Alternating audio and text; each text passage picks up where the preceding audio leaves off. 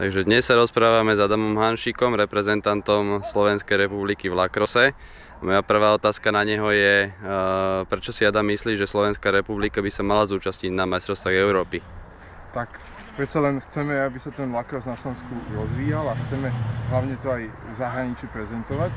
Každý šport by mal byť hlavne prezentovaný aj v zahraničí a chceme, aby sa rozvíjal doma.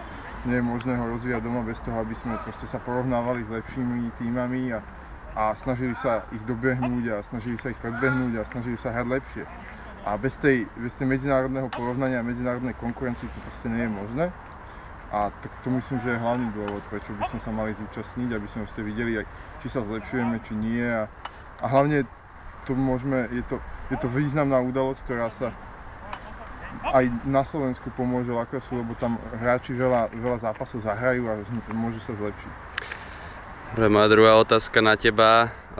Aká je tvoja hlavná motivácia ísť vôbec na majstrovstvá Európy? Sú to peniaze, je to láska k športu, alebo čo je vlastne motiváciou pre hráča lacrossu ísť na medzinárodnú súťaž?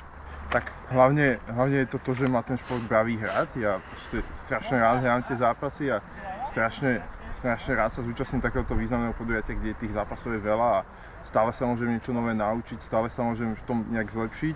Takže to je jedna prvá motivácia, druhá je samozrejme to, že môžem reprezentovať svoju krajinu a môžem hrať za Slovensko a je to super. Čo by si možno poslal alebo nejaké doporučenie pre tých, ktorí ešte stále rozmýšľajú o lacrosse, že či s ním začať alebo nie? Je to moja jediná odpoveď alebo rada, čo im môžem dať, je, že sa nemôžu báť a musia prísť na tréning, lebo je to super fun.